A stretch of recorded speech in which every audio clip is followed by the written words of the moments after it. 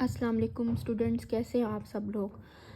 अच्छा स्टूडेंट्स, हमने last topic में वेक्टर स्पेस पढ़ा था एंड सब स्पेस का टॉपिक देखा था। ठीक है, वेक्टर स्पेस के कुछ एक्सियम्स थे और सब स्पेस के हमारे पास 2 एक्सियम्स थे एंड वेक्टर स्पेस के हमारे पास 10 लॉज थे, प्रॉपर्टीज़ थी जिसको हमने प्रूव करके देखा था।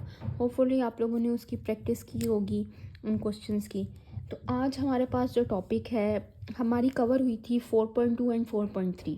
ठीक है, अब हमारे पास आज जो टॉपिक है वो है 4.6 का। तो स्टूडेंट्स यहाँ पर 4.6 में बेसिस एंड डायमेंशन का टॉपिक है, लेकिन बेसिस का टॉपिक जो है वो 2 चीज़ों को कवर कर रहा है, एक स्पैनिंग को और एक लीनियरली इंडिपेंडेंट को। ठीक है, तो बेसिस एक्चुअली क्या होती है, मैं यहाँ पर आपको पहले बेसिस की डेफिनेशन लिखती हूँ। तो बेसिस आपके पास जो है the vectors v1 v2 up to vk in a vector space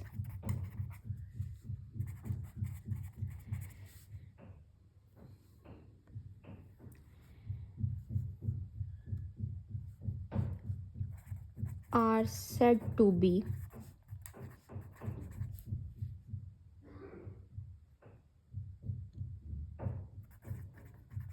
basis for v if।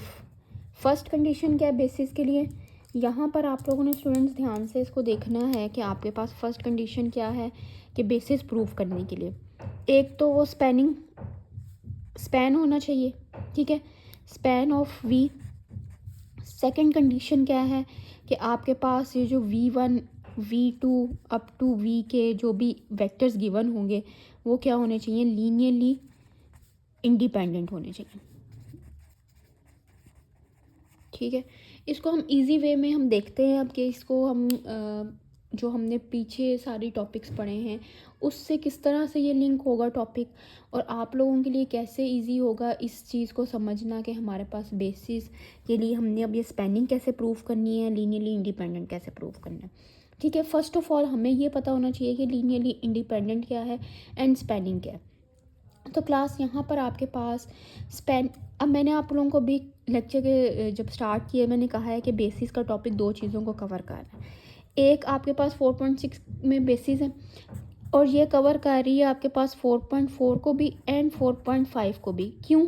क्योंकि हमारे पास 4.4 में स्पैन है कि स्पैनिंग सेट क्या होता है, स्पैनिंग वेक्टर्स क्या होते हैं, और 4.5 में आपके पास लीनियरली इंडिपेंडेंट का टॉपिक है। ठीक है, लीनियरली इंडिपेंडेंट का टॉपिक है और अगर हम उसको कंबाइन करके देखें तो हमारे पास 4.6 जो है बेसिस का टॉपिक आ जाता है, जिसमें हम स्पैनिंग भी देखते हैं, लीनियरली इंडिपेंडेंट भी। किसी भी वेक्टर स्पेस को बेस प्रूफ करने के लिए हमें दोनों चीज़ों का पता होना चाहिए कि स्पैनिंग क्या होती है, लीनियरली इंडिपेंडेंट क्या होता है।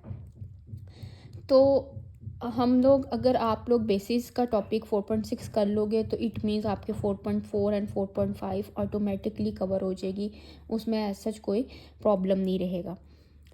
ठीक हो गया, तो मेरे पास अब स्पैनिंग क्या है, अगर मैं आपको एक इनफॉर्मल सी डेफिनेशन दूँ स्पैनिंग की तो इजी वे में आप लोगों को मैं समझाना चाहूँ कि जी स्पैनिंग क्या है और हमारे पास स्पैनिंग सेट क्या होता है, स्पैनिंग वेक्टर्स क्या होते हैं।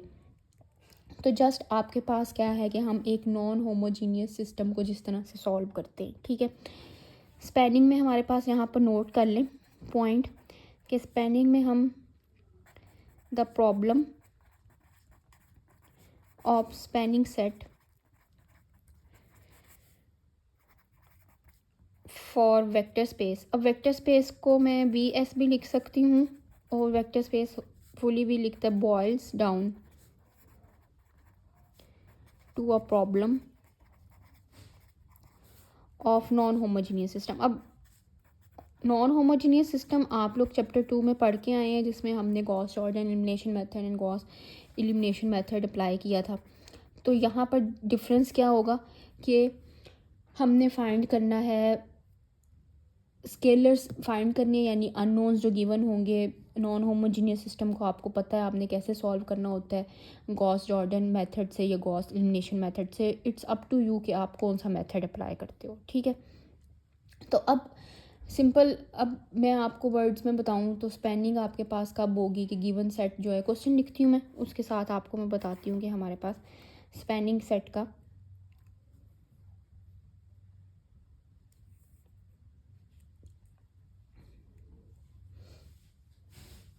बिल्कुल एक मैं इजी यहाँ पर अभी क्वेश्चन ले रही हूँ। इन R3, ठीक है, लेट V1 आपके पास गिवन है 2 1 1, ठीक है, एक ये वेक्टर गिवन है।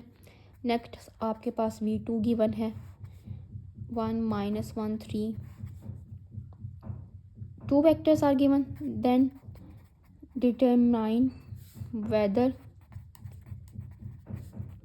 the vectors v, अब देखो उसने v आपको यहाँ पर ये पॉइंट यहाँ पर आप लोगों ने ध्यान से नोट करना है, क्योंकि ये v का यहाँ पर प्रॉब्लम होगी कि v हमने कुछ क्वेश्चंस में खुद से डिसाइड करना पड़ेगा, कुछ क्वेश्चन में ये वाला v गिवन होगा, ठीक है। Spans V1 and V2। अब उसने क्वेश्चन में पूछा है कि in R3 let V1 V2 determine whether the vectors V belongs to span of V1 and V2, ठीक है। तो यहाँ पर अब बच्चों हमने किस तरह से चेक करना है कि ये स्पैनिंग है या नहीं है। सिंपल वर्ड्स में आपको बताऊँ तो अगर आपका सिस्टम कंसिस्टेंट है तो वो बिलोंग करेगा स्पैन से, ठीक है। यहाँ पर अगर हम लिखें, यहाँ पर मैं लिख देती हूँ कि स्पैन कब होगा, सिस्टम कंसिस्टेंट।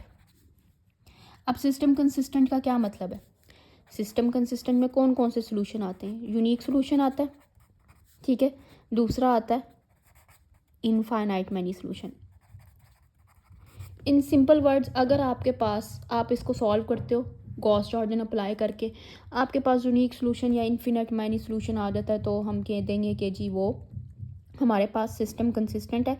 और सिस्टम कंसिस्टेंट कब होता है, जब हमारे पास ये दो सॉल्यूशंस आए, यूनिक आ जाए, इनफाइनाइट आ जाए, तो it means this belongs to span, ठीक है। अदरवाइज आपके पास क्या है, इफ़ सिस्टम इनकंसिस्टेंट,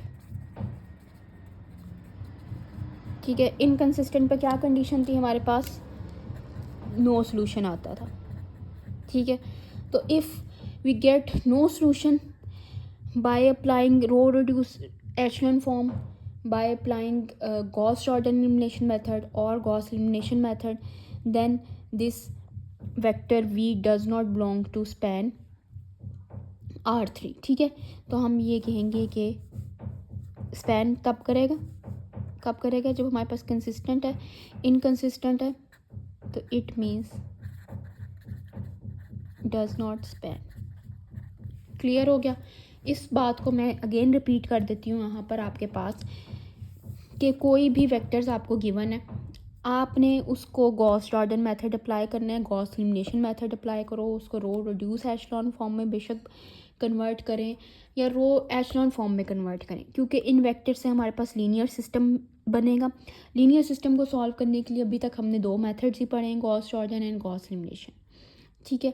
तो अगर आपके पास सिस्टम कंसिस्टेंट आ जाता है, कंसिस्टेंट में यूनिक सोल्यूशन है एंड इनफाइनाइट मनी सोल्यूशन है, अगर ये दो सोल्यूशन आ जाते हैं तो हम कहेंगे यस स्पैन कर रहे हैं, ओके। अगर आपके पास सिस्टम इनकंसिस्टेंट आ जाता है, इनकंसिस्टेंट मीन्स नो सोल्यूशन, तो इट मीन्स स्पैन नहीं कर रहा। क्लियर हो गया। अब बच्चों यहाँ पर जो दूसरी मेन पॉइंट है वो ये है कि इस वेक्टर से हम लीनियर सिस्टम में कैसे कन्वर्ट करेंगे, ठीक है। तो किसी भी वेक्टर को लीनियर सिस्टम में कन्वर्ट करने के लिए हमारे पास क्या मेथड होता है, इसको मैं लिख सकती हूँ ना in the form of matrices vectors को, लेकिन in the form of matrices हम कैसे लिखेंगे। यहाँ पर एक पॉइंट आप लोगों ने नोट करना है कि हम with the help of linear combination लिखेंगे, ठीक है। अब इस क्वेश्चन का सॉल्यूशन मैं लिख रही हूँ यहाँ पर। सबसे पहले हमने लीनियर कम्बिनेशन लिखना है। लीनियर कम्बिनेशन क्या होता है कि हमारे पास किसी भी वेक्टर्स को उनकी एडिशन की फॉर्म में हम लिख सकते हैं। इसकी जो प्रॉपर डेफिनेशन है वो आपको बुक में गिवन है और उसके हम स्केलर्स फाइंड कर सकते हैं, ठीक है। स्केलर ही फाइंड करने होते हैं ना। स्केलर का क्या मतलब है, अननोन्स जो गिवन है, यानी एक्स वाई ज़ी या x1 x2 x3। तो हमारे पास लीनियर कम्बिनेशन किस तरह से आता है, क्योंकि देखो यहाँ पर हमारे पास स्केलर्स नहीं given, a1 v1 plus a2 v2। अब a1 v1 plus a2 v2, a3 v3 up to an vn equal to 0। एक हमारे पास लीनियर कम्बिनेशन की स्टेटमेंट होती है इक्वल टू 0, एक हमारे पास लीनियर कम्बिनेशन की स्टेटमेंट होती है। अब मैं ये दो स्टेटमेंट क्यों बता रही हूँ, ये मैं अभी आपको बताती हूँ। ये वाली जो स्टेटमेंट है इक्वल टू वी वाली, ये चेक करने के लिए है, स्पैनिंग चेक करने के लिए, ठीक है। इक्वल टू 0 वाली जो स्टेटमेंट है ये आपके पास चेक करने के लिए है लीनियरली इंडिपेंडेंट और लीनियरली डिपेंडेंट, ठीक हो गया। लीनियरली इंडिपेंडेंट की बात हम बाद में करते हैं, पहले हम स्पैनिंग को देख रहे हैं। तो हमने कौन सी स्टेटमेंट यूज़ करनी है, दिस वन। अब ये a1 v1 है, a2 v2 a3 v3 up to so on, जितने भी वेक्टर्स आपको गिवन होंगे। तो हमें क्वेश्चन में यहाँ पर कितने वेक्टर्स गिवन है, जस्ट 2 वेक्टर्स गिवन है। तो हमारे पास यहाँ पर क्या आ जाएगा, फॉर स्पैन लीनियर कम्बिनेशन आपके पास क्या आ रहा है, a1 v1 plus a2 v2 is equal to v।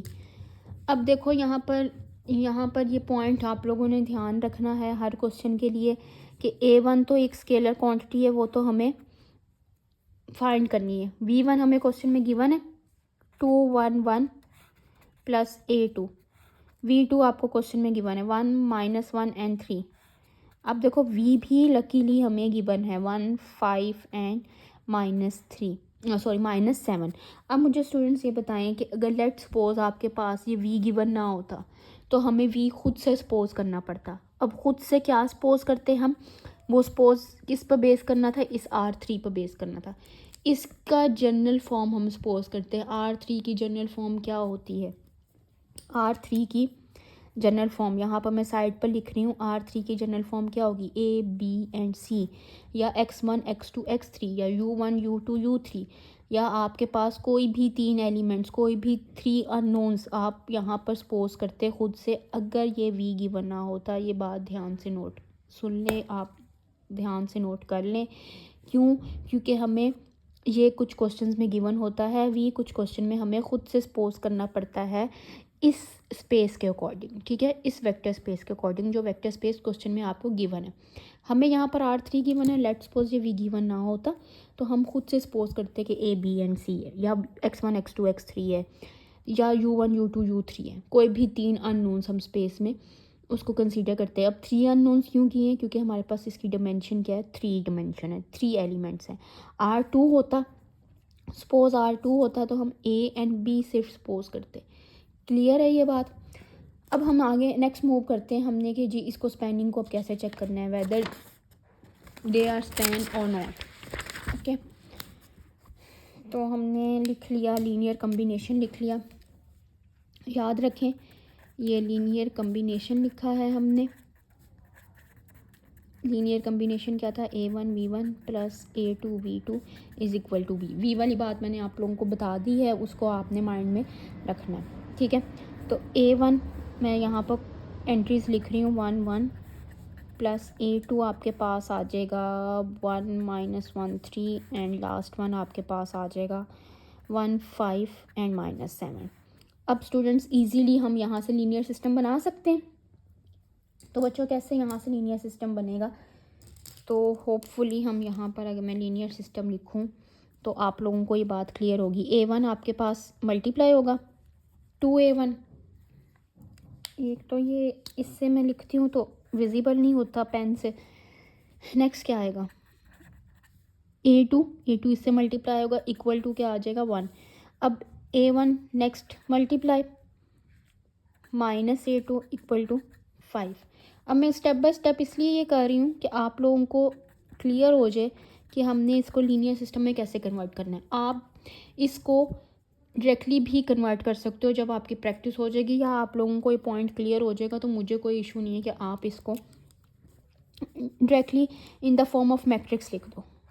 क्यों? क्योंकि हमारे पास कोफिशेंट्स यही आने 1 - 1, ठीक है, 1 - 1 3 ऑगमेंटेड विद 1 5 एंड -7।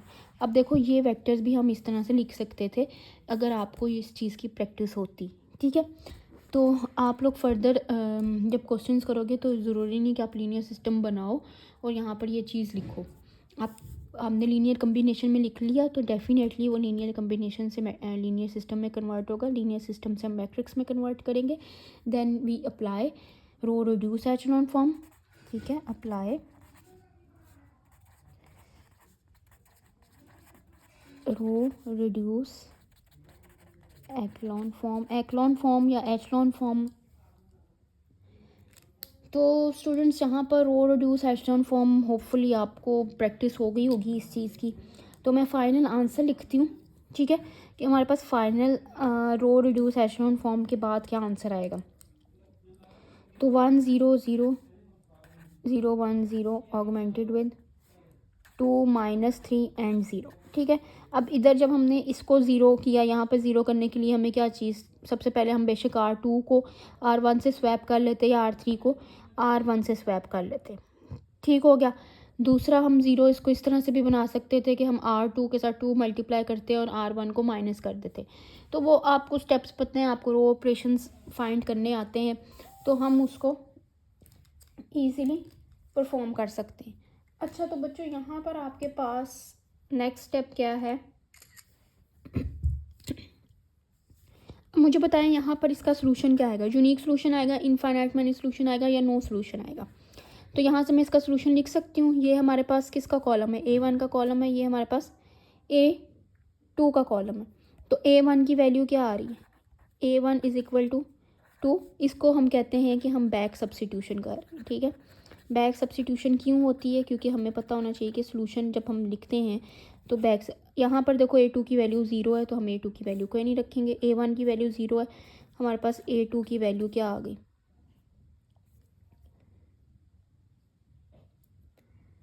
3। तो हमारे पास A3, यहाँ पर A2 जो है 0 = 0। ये यहाँ पर ये वाला वो वाला केस नहीं चल रहा कि आप कह दो इसको जी लास्ट रो सारी 0 आ गई तो जी हमारे पास इनफाइनाइट मनी सोल्यूशन आ जाएगा। तो ये आपके पास यूनिक सोल्यूशन आ गया। हेंस हम कह सकते हैं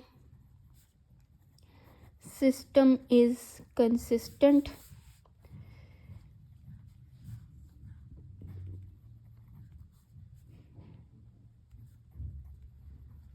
hence V belongs to span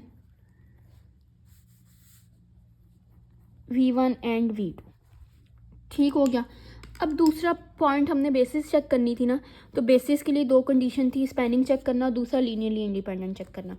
तो यहाँ पर लीनियरली इंडिपेंडेंट चेक करने के लिए अब यहाँ पर देखने क्लियर हो गया आप लोगों को कि हमने ये हमारे पास सिस्टम कंसिस्टेंट है तो ये स्पैन से बिलोंग कर रहा है। अगर सिस्टम इनकंसिस्टेंट आ जाता तो स्पैन से बिलोंग नहीं करना चाहिए था, जस्ट ये चीज़ है। अब हमारे पास है दूसरा जो पार्ट बी था। पार्ट बी कैसे आ गया आपके पास, हमारे पास बेसिस चेक करने के लिए 2 कंडीशन है, spanning of V and linearly independent. अब लीनियरली इंडिपेंडेंट एंड डिपेंडेंट क्या होता है उस चीज़ को हम क्लियर करते हैं यहाँ पर।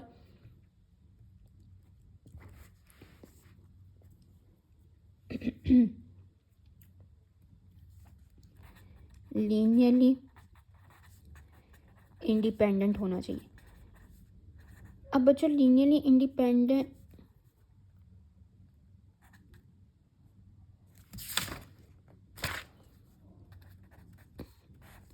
और लीनियरली डिपेंडेंट में मैं पहले डिफरेंस बता दूं, लेकिन हमने बेसिस चेक करने के लिए सिर्फ ये देखना है कि वो लीनियरली इंडिपेंडेंट होना चाहिए, ठीक है। ये हमने बेसिस के टू चेक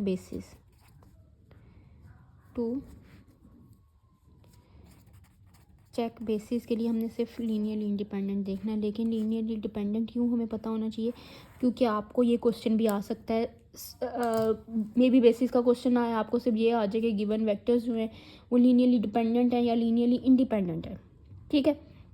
तो सबसे पहले तो बच्चों आपके पास लीनियरली डिपेंडेंट, आपके पास जो डेफिनेशन दी हुई है इसकी 2 पेज नंबर 218 पर प्रॉपर डेफिनेशन दी हुई है। यहाँ पर मैं डेफिनेशन नहीं लिख रही, यहाँ पर जस्ट मैं आपको एक्सप्लेन कर रही हूँ इन सिंपल वर्ड्स के लीनियरली डिपेंडेंट एंड इंडिपेंडेंट में क्या डिफरेंस है। सबसे पहले लीनियर कम्बिनेशन किस टाइप का होना चाहिए,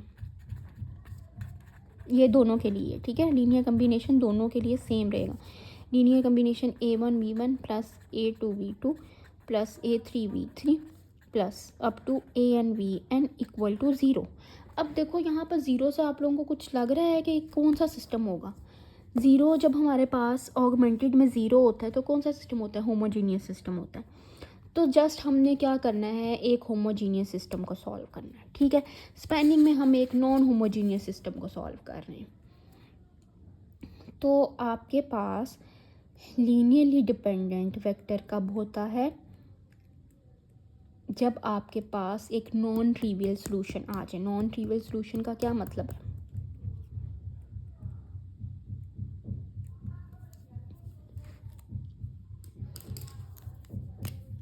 यहाँ पर लीनियरली इंडिपेंडेंट कब होगा, जब आपके पास ट्रिवियल सॉल्यूशन आ जाए, ठीक है। लीनियरली डिपेंडेंट कब होगा, जब आपके पास नॉन ट्रिवियल सॉल्यूशन आ जाए। मैंने क्लास में आप लोगों को non trivial solution and trivial solution का डिफरेंस बताया था। अगेन मैं बता देती हूँ कि ट्रिवियल सॉल्यूशन का मतलब है कि ऑल अननोन्स जो है, गिवन ऑल अननोन्स क्या हैं, उन सब का आंसर क्या आ जाए, इक्वल टू 0 आ जाए। For example A1 equal to 0, A2 equal to 0, sorry not equal to,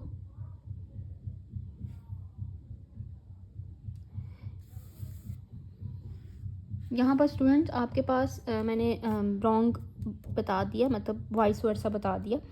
आपके पास ट्रिवियल सॉल्यूशन क्या होता है, सारे के सारे अननोन्स, ठीक है। ये सॉरी इस चीज़ को आप लोग रिमूव कर दें यहाँ से। आपके पास ट्रिवियल सॉल्यूशन क्या होता है, ऑल अननोन्स इक्वल टू 0। यानी सपोज A1 की वैल्यू भी 0 है, A2 की वैल्यू भी 0 है, A3 की वैल्यू भी 0 अप टू AN, जितने भी आपके पास गिवन अननोन्स हैं उनकी वैल्यूज़ क्या होनी चाहिए, 0 होनी चाहिए। तो हम कह देंगे कि हमारे पास एक ट्रिवियल सॉल्यूशन है, ठीक है। ट्रिवियल सॉल्यूशन किसके लिए होता है, आपके पास लीनियरली इंडिपेंडेंट के लिए होता है। और नॉन ट्रिवियल सॉल्यूशन कब होता है, लीनियरली डिपेंडेंट के लिए होता है। यानी अगर आपके पास कोई एक भी वैल्यू नॉन ज़ीरो आ गई है, ठीक है, तो वो क्या होगा, नॉन ट्रिवियल सॉल्यूशन होगा। तो नॉन ट्रिवियल सॉल्यूशन क्या है हमारे पास,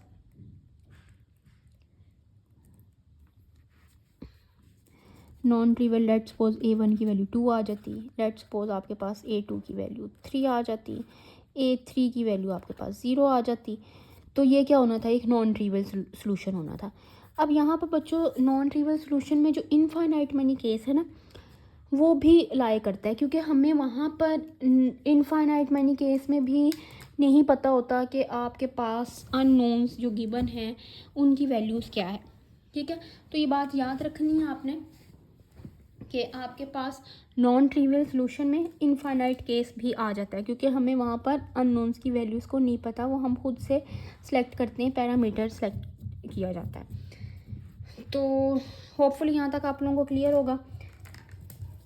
अब हम इसी क्वेश्चन को, ठीक है, इस क्वेश्चन को मैं आपको बताती हूँ कि हमने इसको बेसिस प्रूफ करना है या ये बेसिस हैं या नहीं है, और इसको इजी वे है चेक करने का कि non trivial solution sorry linearly dependent है या लीनियरली इंडिपेंडेंट है। तो बेसिस के लिए हमारे पास सेकंड कंडीशन है। सेकंड कंडीशन ऑफ बेसिस क्या होनी चाहिए, लीनियरली इंडिपेंडेंट। तो बच्चों यहाँ पर आपके पास स्टूडेंट्स देखो, आप लोगों को ना पेपर में टाइम वेस्ट करने की ज़रूरत नहीं है। उसमें क्यों, क्योंकि आप लोग देखो ये सिस्टम सॉल्व कर चुके हो ऑलरेडी, रो रिड्यूस एशेलॉन फॉर्म बना चुके हो, ठीक है। अगर यहाँ पर इस 1 5 -7 की जगह 0 0 एंड 0 होता तो डेफिनेटली इस पर कोई फ़र्क नहीं आना था, 0 0 0 एज इट इज़ 0 0 0 ही रहना था। तो आप लोगों ने जस्ट क्या करो, अगेन से सारा प्रोसीजर करने की बजाय कि आप ये लीनियर सिस्टम बना रहे हो, तो हमें क्या चीज़ चाहिए। अब लीनियरली इंडिपेंडेंट के लिए हम किस तरह से सिस्टम लिखेंगे, मैं समझाने के लिए यहाँ पर लिख देती हूँ, ठीक है। a1 v1 plus a2 v2 plus equal to v। अब स्टूडेंट्स हमें a1 v1 गिवन था 2 1 1, a2 आपके पास था 1 minus 1 3 equal to 1 5 and minus 7। v अब हमारे पास क्या होगा, इक्वल टू v नहीं आएगा यहाँ पे, इक्वल टू 0 आएगा, क्योंकि ये लीनियरली इंडिपेंडेंट के लिए हमारे पास लीनियर कम्बिनेशन है, ठीक है। तो हम इधर से मैट्रिक्स लिख सकते हैं 2 1 1। अब मैंने नहीं लिखा लीनियर सिस्टम -3 ऑगमेंटेड विद 0 0 0, ठीक है। ये बात आप लोगों ने याद रखनी है कि लीनियरली इंडिपेंडेंट के लिए आपके पास ये जो लीनियर कम्बिनेशन है इक्वल टू 0 है, ठीक है। और स्पैनिंग के लिए आपके पास इक्वल टू v है। तो स्टूडेंट्स अब अप्लाई अगेन, यहाँ पर अप्लाई रो रिड्यूस्ड फॉर्म। अब देखो रो रिड्यूस फॉर्म किसको मेंशन करती है, रो रिड्यूस फॉर्म कौन सा मेथड होता है, गॉस जॉर्डन वाला, ठीक है। सॉरी ये जो है ना रजिस्टर उधर विजिबल नहीं हो रहा था आप लोगों को। अच्छा, तो ये मैंने बताया कि apply row reduce form Gauss Jordan. अब देखो बच्चों, पेपर में ये जो मैं टाइम वेस्ट करने वाली बात कह रही थी ना, पेपर में आपको टाइम वेस्ट करने की ज़रूरत नहीं, क्योंकि ऑलरेडी आप लोग ये बना चुके हो, ठीक है। जस्ट आप लोग क्या करो, यहाँ पर ये रो रिड्यूस फॉर्म ऑलरेडी बनी हुई है, इसको रिप्लेस कर दो, इस v को रिप्लेस कर दो 0 0 0 से, क्योंकि हमें v 0 0 0 पर आप रो ऑपरेशन जब अप्लाई कर रहे होते हो तो वो कोई फ़र्क नहीं पड़ता। तो हमारे पास क्या है 1 0 0 0 1 0 ऑगमेंटेड विद 0 0 एंड 0। अब देख लेते हैं कि क्या हमारे पास इसका आंसर आता है, ट्रिवियल आता है या नॉन ट्रिवियल आता है। a1 की वैल्यू बच्चे यहाँ से क्या आ गई, बैक सब्स्टिट्यूशन, ठीक है। तो स्टूडेंट्स यहाँ पर we get a1 equal to 0, a2 equal to 0। तो इट मीन्स हमारे पास ये कौन सा सोल्यूशन है, ये trivial solution. If we get a trivial solution then this means that it is linearly independent, ठीक है। So v1 v2 form basis किसकी फॉर्म कर रहे थे, हमारे पास फॉर्म ऑफ बेसिस हम कह देंगे इसको, R3 की बेसिस हमारे पास से फॉर्म कर रही है। क्यों, क्योंकि ये लीनियरली इंडिपेंडेंट भी प्रूव हो गया है एंड स्पैनिंग भी प्रूव हो गया। तो होपफुली इस क्वेश्चन में तो कोई प्रॉब्लम नहीं आप लोगों को, मीन्स कि ये क्लियर होगा, इसमें ऐसा कोई इशू नहीं होना चाहिए। तो स्टूडेंट्स अब जो मेन एक थोड़ा सा हम ना ट्रिकी क्वेश्चन लेते हैं। ट्रिकी क्वेश्चन में ये है कि जिसमें पॉलिनोमियल्स इन्वॉल्व हों और हम उसको सॉल्व करें, उसको देखें कि वो बेसिस है या नहीं है। तो मैं आपकी एक्सरसाइज का क्वेश्चन लिखती हूँ यहाँ पर, जस्ट अ मिनट, मैं एक्सरसाइज का क्वेश्चन ओपन कर लूँ, देन वी राइट हियर।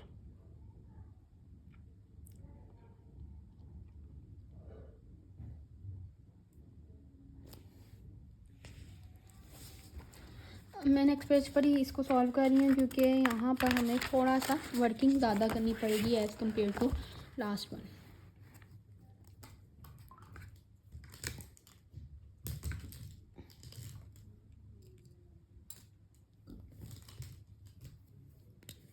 अगर आप लोग ये इस चीज़ को समझ लोगे ना कि हमारे पास बेसिस किस तरह फॉर्म होती हैं, तो स्पैनिंग और लीनियरली इंडिपेंडेंट का अगर आपके पास सेपरेट क्वेश्चन भी आता है तो वो आपके पास इशू नहीं होगा, ठीक है। अब show that the set S. अब देखो स्टूडेंट्स, यहाँ पर आपके पास टी स्क्वेयर प्लस 1 गिवन है, टी माइनस 1 गिवन है, नेक्स्ट आपके पास 2t प्लस 2 गिवन है, is a basis for the vector space P2। ठीक है, तो हमारे पास अब स्टूडेंट्स देखें, इसने कहा है कि वेक्टर स्पेस P2 की बेसिस ये फॉर्म करता है सेट या नहीं करता। तो लास्ट क्वेश्चन में आपके पास क्या था, R3 गिवन था, ये देखें दिस वन R3 गिवन था। हमने ये देखना था, यहाँ पर तो मैंने लिख दिया था ना बिलोंग्स टू स्पैन एस की, whether they are belonging to span S या नहीं।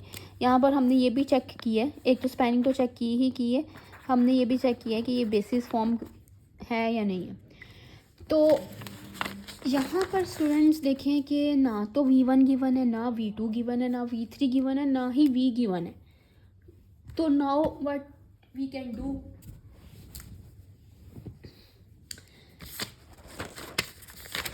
लास्ट क्वेश्चन में आपको V1 भी गिवन था, V2 भी गिवन था। मैं बार बार इस चीज़ को इसलिए रिपीट करती हूँ कि आप लोगों को अच्छे से क्लियर हो जाए।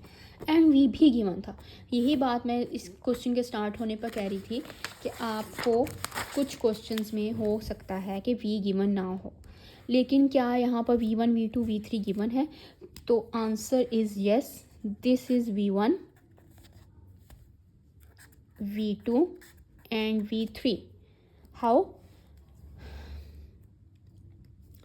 सबसे पहले बेसिस के लिए हमने कौन सी दो कंडीशंस चेक करनी है, first one spanning and second one is linearly independent. तो बच्चों आप लोग हमेशा स्पैनिंग पहले चेक करो, क्यों? क्योंकि जब आप उसका Gauss dot elimination method apply करोगे तो लास्ट फॉर्म को जस्ट आपको 0 से रिप्लेस करना पड़ेगा, तो वो आप लोगों के लिए ईजी हो जाएगा। तो अब मुझे बताओ, यहाँ पर V1, V2 and V3 given है, बट V1 हम लिख लेते हैं, हमारे पास है टी स्क्वेयर प्लस 1, ठीक है। V2 आपके पास गिवन है t माइनस 1, V3 आपके पास गिवन है 2t प्लस 2। क्लियर हो गया? अब क्या V हमारे पास कहाँ पर है? V नहीं है यहाँ पर, V is missing, like we got V here in the last question, but V is missing here. So how we can form V? Spanning के लिए तो हमें चाहिए ना, for check span A1 V1 plus A2 V2 plus A3 V3 is equal to V। Linear combination जो लिखा जाएगा वो इस तरह से लिखा जाएगा स्पैनिंग के लिए, उसमें V इन्वॉल्व होता है क्योंकि वो एक नॉन होमोजीनियस सिस्टम की तरह से सॉल्व होती है। तो V1 V2 V3 हम तो हमारे पास अवेलेबल है, V अवेलेबल नहीं है। अब मैंने लास्ट क्वेश्चन में आपको कहा था कि V हम किस तरह से सपोज करते हैं, जो इसकी जनरल फॉर्म होती है, जो गिवन स्पेस होती है उसकी जनरल फॉर्म जो होती है उसको हम V सपोज करते हैं। तो लास्ट क्वेश्चन में तो आपके पास R3 थी, तो मैंने यहाँ पर कह दिया था कि ABC हम ले लेंगे इसकी जगह, 1 5 माइनस 7 की जगह A B एंड C आ जाएगा। तो यहाँ पर भी वो A B एंड C आ जाता है, लेकिन यहाँ पर P2 की जनरल फॉर्म क्या होगी? तो आप लोग अपने भी माइंड स्ट्रॉमिंग करें, ठीक है, सॉरी ब्रेन स्ट्रॉमिंग। तो आपके पास क्या हो जाएगा, आपको आइडिया होगा कि जनरल फॉर्म हमारे पास P की क्या है। यहाँ पर मैं लिख लेती हूँ, हम यहाँ पर लिखेंगे general form of P2, given space की जो हम जनरल फॉर्म लिखते हैं, ठीक है। तो जनरल फॉर्म हमारे पास P2 की क्या होती है, A t square plus BT plus C, यानी polynomial of degree 2। Polynomial of degree 2 की जनरल फॉर्म आपके पास इस तरह की होती है। अगर यहाँ पर P3 होता सपोज, तो आपके पास जनरल फॉर्म क्या आनी थी, ऊपर लिख रही हूँ मैं, जनरल फॉर्म ऑफ P3 हमारे पास क्या हो जानी थी, AT cube plus BT square plus CT plus D, ठीक है। तो यहाँ पर वैल्यू सब्स्टिट्यूट कर रहे हैं हम, A1 V1 क्या है, T square plus 1, A2 t minus 1 plus A3 2t plus 2 equal to V, अब हमने जनरली लेना है A T square plus B T plus C. ये हमने क्यों लिया है? क्योंकि हमारे पास स्पेस क्या है? P2 स्पेस है, जनरल फॉर्म ऑफ P2। अब स्टूडेंट्स मुझे बताओ यहाँ से लीनियर सिस्टम कैसे बनेगा। थोड़ा सा यहाँ पर आप ब्रेनस्टॉर्मिंग करें कि आपके पास लीनियर सिस्टम कैसे कन्वर्ट होगा। ये तो बहुत इजी था, आपके पास वेक्टर्स जो हैं, लीनियर सिस्टम हमने बना लिया, उससे मैट्रिसेस कन्वर्ट हो गए। ये पॉलिनोमियल्स हैं, इससे हम लीनियर सिस्टम एंड मैट्रिसेस कैसे कन्वर्ट करेंगे। कंपेयरिंग कोफिशिएंट आप लोगों को मेथड तो पता ही होगा। तो हम यहाँ पर अगर मैं इस पूरी ओपन कर दूँ, इसको मैं समझाने के लिए कर रही हूँ। जब अगेन मैं वही बात कर रही हूँ कि जब आपको प्रैक्टिस हो जाएगी, 1 या 2 3 क्वेश्चंस आप लोग सॉल्व करोगे तो आपको इसको ओपन करके नहीं लिखना पड़ेगा। तो यहाँ पर मैं अगर इसको एक्सपेंड करूँ, A1t² प्लस A1, ठीक है, plus A2t minus A2 plus 2A3t plus 2A3 equal to A t² plus BT plus C। तो स्टूडेंट्स यहाँ पर हमारे पास t² के कोफिशेंट्स कंपेयर करें तो हमारे पास क्या आएगा? पहले t² के कोफिशेंट कंपेयर होंगे, फिर t के होंगे, फिर लास्ट पर कॉन्स्टेंट्स के होंगे। तो मैं यहाँ पर कंपेयर करूँ कोफिशेंट्स को, डिग्री वाइज कंपेयर कर रही हूँ, डिग्री वाइज कोफिशेंट्स। तो स्टूडेंट्स आपके पास A1 इक्वल टू A, ठीक है, बाकी कोई भी t² का कोफिशेंट नहीं है इस पूरे उसमें। तो दूसरा आपके पास क्या फैक्टर बन जाएगा? ठीक है, कोफिशेंट कंपेयर करते हैं। एक आपके पास यहाँ पर A2 है, देन आपके पास प्लस 2A3 है equal to this one B। Last coefficient compare करते हैं। कोफिशेंट आपके पास क्या है? A1 minus A2 plus 2A3 equal to C, ठीक है। इसको थोड़ा सा रीअरेंज करके मैं लिखूं तो आपके पास ये क्या बन रहा है? A1 इक्वल टू A, ठीक हो गया। A2 plus 2A3 equal to B, ठीक है। A1 minus A2 plus 2A3 equal to C। ये लीनियर सिस्टम बन गया। अब हमने यहाँ से मैट्रिक्स बना सकते हैं। तो मैट्रिक्स अगर हम कन्वर्ट करते हैं तो स्टूडेंट्स ये क्या आ जाएगा? कोफिशेंट आपके पास क्या है? 1 है। यहाँ पर A1 का कोफिशेंट 0 है, यहाँ पर आपका A1 का कोफिशेंट 1 है। नेक्स्ट 0, A2 का कोफिशेंट क्या है? 1, यहाँ पर -1। Next third column, A1 coefficient 0, sorry A3 coefficient 0, A2 coefficient 2 and A3 coefficient 2 and A3 coefficient 2। अब देखो बच्चों, यहाँ पर ऑगमेंटेड में A, B एंड C ही आएगा। अब यहाँ पर इम्पॉर्टेंट बात, अब यहाँ पर स्पेलिंग इस तरह से चेक नहीं होगी कि हम ये चीज़ चेक करें कि सिस्टम कंसिस्टेंट है, इनकंसिस्टेंट है। क्यों?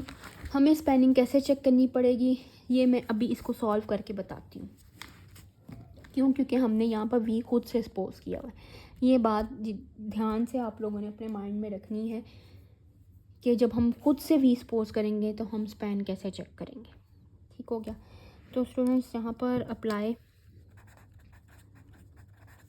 रो रिड्यूस्ड एचलॉन फॉर्म, मैं यहाँ पर step by step row reduce echelon form apply करती हूँ। आप लोग भी अपने पास जो यहाँ अप्लाई करके देखेंगे क्या हमारे पास वही फॉर्म बन रही है या कोई मिस्टेक तो नहीं है। देखो बच्चों, पहला first entry become 1, so no need to change this. Second already आपके पास 0 है, सो हमें इसको भी चेंज करने की ज़रूरत नहीं है। लास्ट वन के लिए ऑपरेशन क्या अप्लाई होगा? R3 माइनस R1, तो दिस बिकम 0, 1 माइनस 1 0। अब मैं स्टेप बाय स्टेप इसलिए कर रही हूँ कि अगर किसी ने इस चीज़ को आप लोग भूल गए हो या आप लोगों को अप्लाई करने में प्रॉब्लम हो रही है तो क्लियर हो जाए। अब देखो -1 एंड 0 इक्वल टू -1 ही रहेगा। 2 माइनस 0 आपके पास 2 ही ले रहेगा, लेकिन सी माइनस ए क्या आ जाएगा, सी माइनस ए। अब स्टूडेंट नेक्स्ट स्टेप क्या है हमारे पास,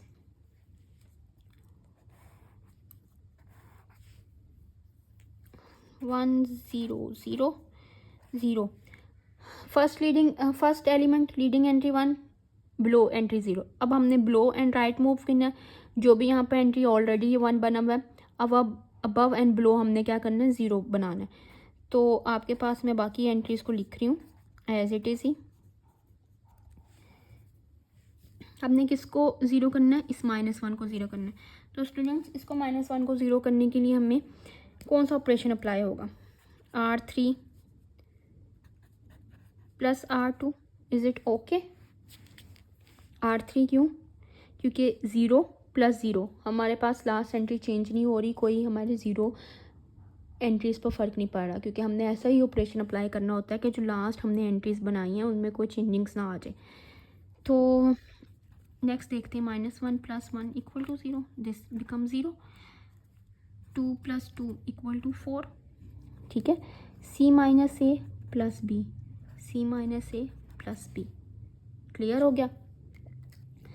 अब नेक्स्ट स्टेप में यहाँ पर ही परफॉर्म कर लेते हैं हम।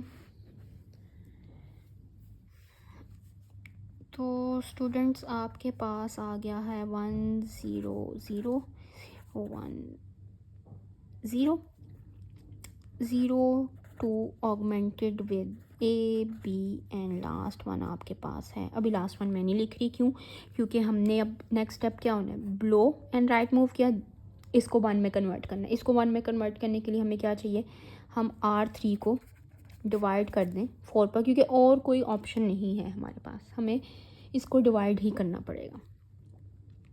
तो 4 पर डिवाइड किया तो ये 1 आ गया,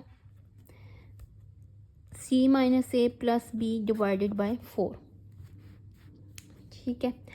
अब स्टूडेंट्स नेक्स्ट स्टेप में यहाँ पर देखते हैं हमारे पास नेक्स्ट स्टेप क्या है। इस मैट्रिक्स को अगेन मैं लिख रही हूँ इस स्टेप को, ताकि हम क्लियरली उसको चेक कर सकें कि आपके पास फॉर्म क्या बन रही है। 1 0 0 0 1 0 0 2 1 augmented with A B and C minus A plus B divided by 4। अब हमारे पास नेक्स्ट टारगेट क्या है, देखो, first leading entry 1 below and right, leading entry 1 below, above and below 0, again below and right, leading entry 1। अब हमारे पास इसको 0 करना है हमने, ठीक है, 2 बिकम 0। सो अब हमने ऐसा ऑपरेशन अप्लाई करना है कि हमारे पास बाकी लास्ट जो ऑपरेशन ये 1 0 0 बना हुआ है, इसमें कोई चेंजिंग्स ना आए। तो क्या ऑपरेशन अप्लाई करेंगे, R2 में चेंजिंग्स आनी है, तो R2 minus 2R3, is it okay, sorry R2 में चेंजिंग्स आ रहे हैं ना, हम 0 0 ऑगमेंटेड विद ए, तो डेफिनेटली हमारे पास ये एंट्रीज सारी की सारी सेम रहेंगी, R2 में सिर्फ चेंजिंग्स आएंगी। तो बच्चों यहाँ पर देखते हैं कि क्या इस 1 को तो नहीं ये चेंज हो रहा, 1 इससे, और ये 0 तो नहीं चेंज हो रहा। पहली एंट्री देखते हैं, मैं स्टेप बाय स्टेप अगेन इसीलिए कर रही हूँ कि आपको क्लियर हो जाए। तो इट मीन ये 0 ओके, इसमें कोई प्रॉब्लम नहीं आ रहा। 1 को चेक करते हैं, 1 माइनस 2 इंटू R3, ये भी हमारे पास 1 यहाँ पर ओके हो गया। This one 2 minus 2 into R3, this become 0। This one b minus 2 into R3। अब बच्चों देखो R3 यहाँ पर क्या गिवन है, C minus A plus B divided by 4। अब 2 1 2, 2 2 4, यहाँ पर आपके पास ये क्या बन गया, b माइनस बी बाय 1, कोई भी हमारे पास हम 1 लिख सकते हैं इसको। तो स्टूडेंट्स ये बन गया C minus B divided by 2। LCM ले सकते हैं हम, 2 जब इससे मल्टीप्लाई हुआ दिस वन, अभी मैं माइनस साइन अंदर मल्टीप्लाई नहीं कर रही, ये हमारे पास क्या आ जाएगा एज इट इज़। तो 2b minus C plus A minus B, जब माइनस साइन मल्टीप्लाई हुआ तो हमारे पास साइन चेंज हो गया। तो आपके पास फाइनल जो आंसर आ रहा है वो क्या आ रहा है, 2b minus B, B simple हो गया। Plus A minus C divided by 2। तो ये आपके पास जो आया है ये क्या आ गया है, इसको हम थोड़ा सा अरेंज करके लिख रहे हैं ए प्लस बी डिवाइडेड बाई 2। अब स्टूडेंट्स यहाँ पर हमें क्या इससे पता चल रहा है कि ये सिस्टम कंसिस्टेंट है इनकंसिस्टेंट है?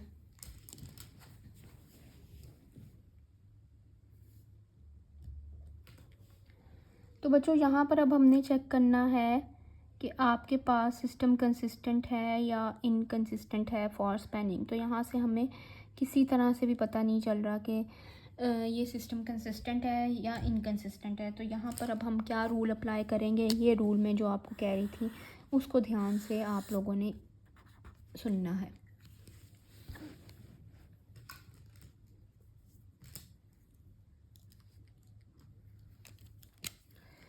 स्पैनिंग अभी हम चेक कर रहे थे, ठीक है। हमारे पास इस तरह का मैट्रिक्स बन गया। अब हमें यहाँ से कुछ पता नहीं चल रहा कि ये स्पैन कर रहा है या ये हमारे पास कंसिस्टेंट है इनकंसिस्टेंट है। तो इसका रूल क्या है, बैक सब्स्टिट्यूशन, ठीक है। अगेन लीनियर सिस्टम लिखा जाए, सॉरी अगर स्पेलिंग की जो कोई मिस्टेक हो जाए, ठीक है। तो A1 की वैल्यू क्या आएगी, इक्वल टू A2 की वैल्यू क्या आएगी, क्योंकि A1 A3 यहाँ पर 0 है, तो A2 की वैल्यू क्या आएगी, A plus B minus C divided by 2। Last one A3 की वैल्यू क्या आएगी, C minus A plus B divided by 4। अब आपने टू चेक स्पैन, ठीक है, यहाँ पर मैं लिख रही हूँ टू चेक स्पैन, हमने इसको put the values of A1 A2 A3 in original linear system if it satisfy the equation satisfy the linear system then it spans, otherwise it does not span। अब इसका क्या मतलब है आपके पास कि A1 A2 A3 की value मैं किस में पुट करूँ, ओरिजिनल लीनियर सिस्टम में। ये जो ओरिजिनल लीनियर सिस्टम था, अगर A1 इक्वल टू A1 आ जाता है, सॉरी अगर A इक्वल टू A आ जाता है, B इक्वल टू B आ जाता है, C इक्वल टू C आ जाता है, तो हम कहेंगे वो स्पैन कर रहा है, अदरवाइज़ वो स्पैन नहीं कर रहा है। अब ये कैसे चेक करना है हमने, तो यहाँ पर अब हम चेक करते हैं स्टूडेंट्स। थोड़ा सा लेंथी क्वेश्चन हो जाता है, लेकिन अगेन आपके पास, ठीक है, ओरिजिनल लीनियर सिस्टम क्या था, ओरिजिनल लीनियर सिस्टम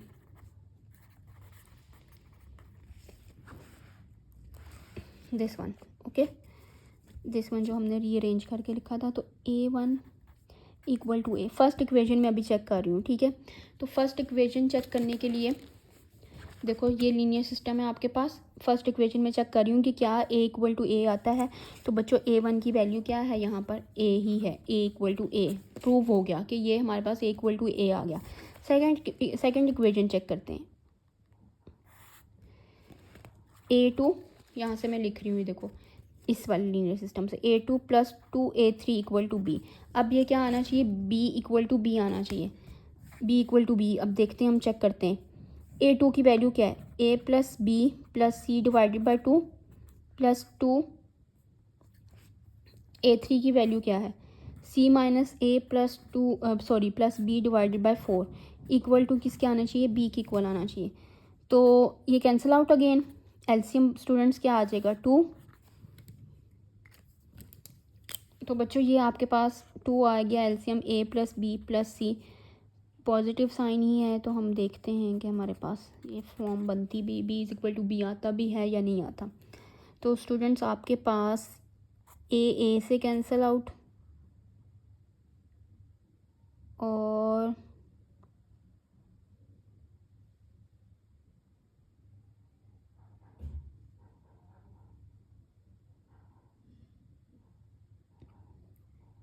A से कैंसिल आउट और C हमारे पास C से कैंसिल आउट हो रहा है यहाँ पर या नहीं हो रहा,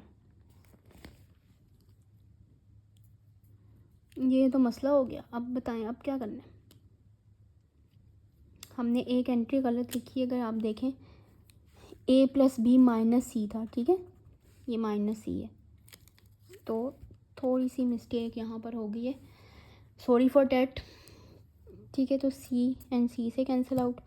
अब देखो 2b divided by 2 equal to B, 2 से cancel out, b is equal to B, this prove. अब आप लोगों ने ये थर्ड इक्वेशन खुद से प्रूव करनी है, बल्कि मैं ही प्रूव कर देती हूँ इस वाली लीनियर सिस्टम को कि क्या ये c इज़ इक्वल टू सी के इक्वल आता है या नहीं आता।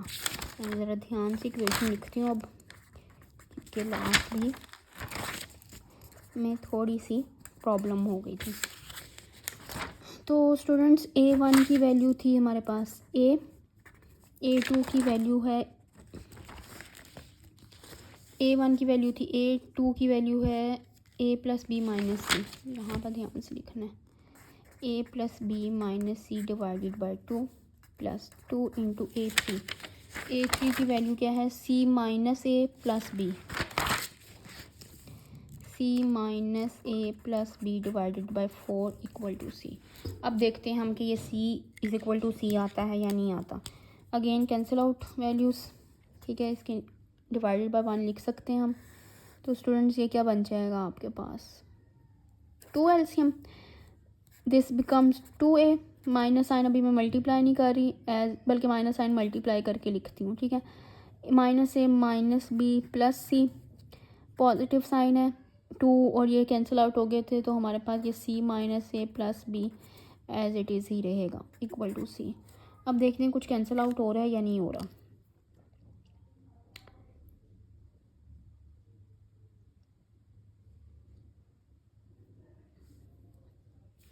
हमारे पास कैंसिल आउट हो रहा है, b कैंसिल आउट हो रहा है, दिस वन, और ये देखो ये 2a और minus a and this minus a, this become minus 2a, ठीक है, this and this cancel out, तो इट मीन्स ये आपके पास कैंसिल आउट हो जाएगा, 2c divided by 2 is equal to C, cancel out और c is equal to C, ये भी प्रूव हो गया। इट मीन्स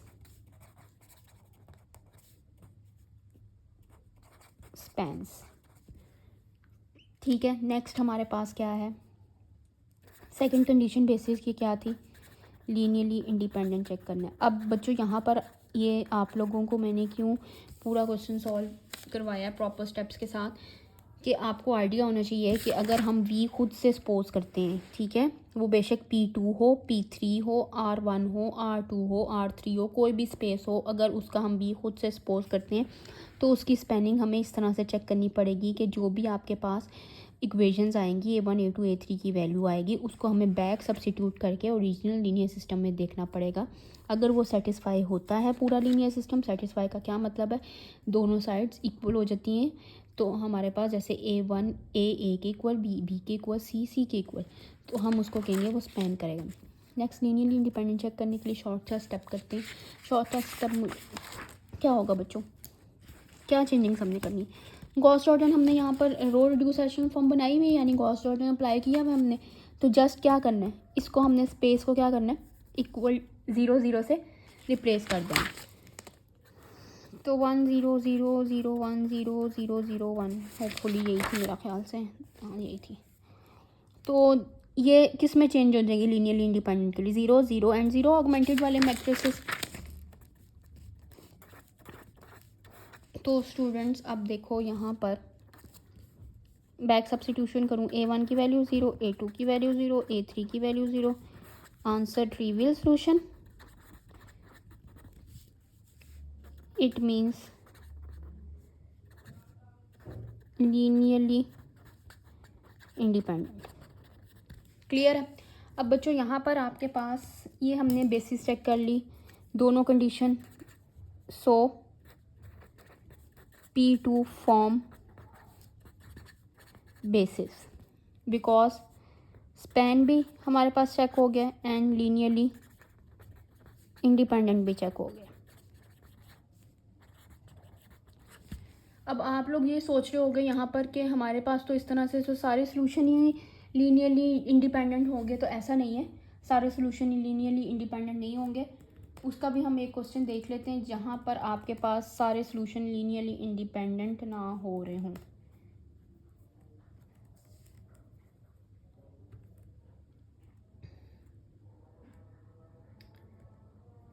अच्छा स्टूडेंट्स, ये तो आपके पास बेसिस चेक करने का ये था ना कि ये पोलिनोमियल से, अगर आपके पास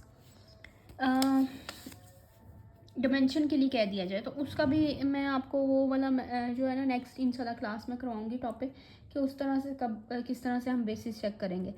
तो अभी आप लोग क्योंकि कंफ्यूज हो जाओगे, तो आप लोग अभी बस यहाँ तक ही इसको रखो कि आपके पास बेसिस और ये लीनियरली इंडिपेंडेंट कैसे चेक होना है।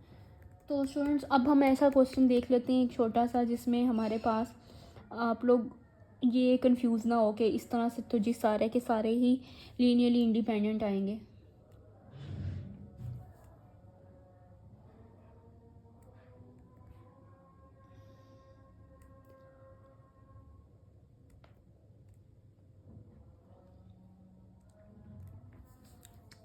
अजान हो रही है, उसका जो है ना ब्रेक लेते हैं।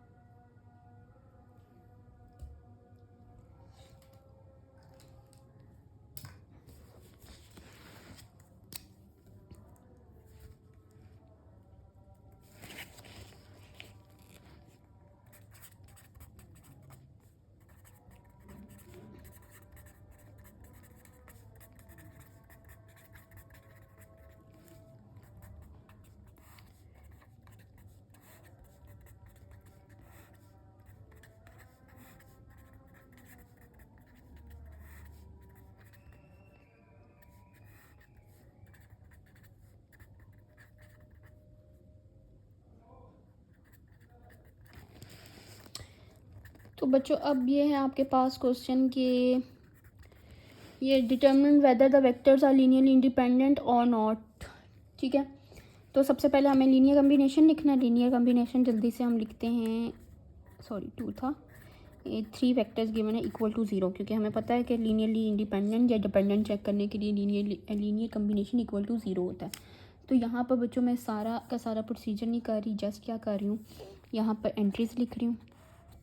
3 2 1 प्लस A2 1 2 0 एंड A3 आपके पास आ गया -1 2 एंड -1 इक्वल टू 0 0 एंड 0।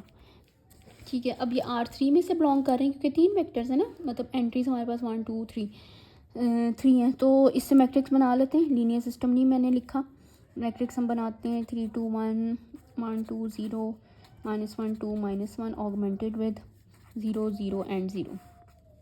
ठीक है, तो row reduce apply, row reduce echelon form, it means Gauss Jordan. तो बच्चों यहाँ पर मैं लास्ट फॉर्म लिख रही हूँ इसकी, रो रिड्यूस एचलॉन फॉर्म जो लास्ट फॉर्म होगी 0 0 0 1 0 -1 2 0 ऑगमेंटेड विद 0 0 0। अब स्टूडेंट्स देखें कि क्या ये रो रिड्यूस एचलॉन फॉर्म है। Less yes, leading entry blow entry सारी 0, ब्लो एंड राइट मूव किया, leading entry above and below 0, blow and right move किया, ये 0 ऑटोमेटिकली हो गया, तो it means column skip. And हमने आगे भी जब राइट मूव करेंगे तो आपके पास वो 0 ही है। तो सॉरी, आगे हमने राइट मूव क्यों करना था। तो अब देखो यहाँ पर क्या आंसर आ रहा है, इसकी बैक सब्स्टिट्यूशन करें तो क्या आती है,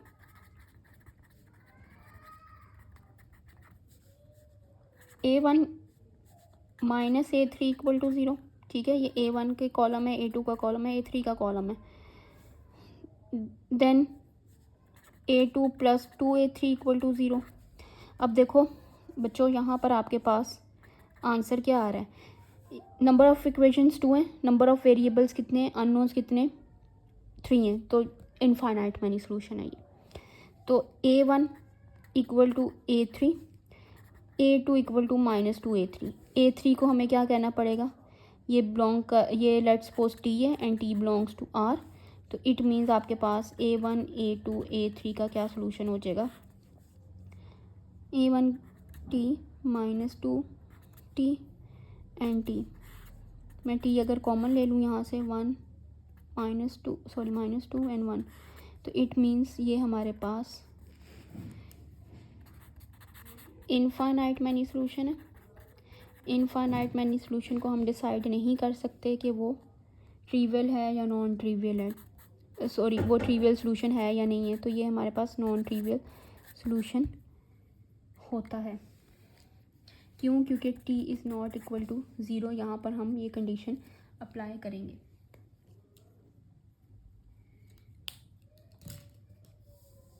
ठीक हो गया स्टूडेंट्स? तो होपफुली आप लोगों को ये क्लियर होगी चीज़ बेसिस की। अब बेसिस में आपके पास अलग अलग से भी क्वेश्चन आ सकता है बच्चों, कि आप स्पैनिंग चेक करो, आपके पास या लीनियरली इंडिपेंडेंट चेक करें, तो दोनों तरह से क्वेश्चन आ सकता है, और कंबाइंड क्वेश्चन भी आ सकता है, बेसिस भी आ सकता है। आप एक्सरसाइज की प्रैक्टिस करो, क्वेश्चंस करो, स्लाइड्स में इसकी शेयर कर दूंगी आप लोगों के साथ, एंड वीडियो लेक्चर भी शेयर कर दूंगी, तो होपफुली आप लोगों को प्रॉब्लम नहीं होगी। अगर आप लोगों को तब भी कोई इशू आता है किसी क्वेश्चन में, तो हम इंशाल्लाह ताला क्लास में डिस्कस कर लेंगे। Thank you so much for your time. अल्लाह हाफिज़।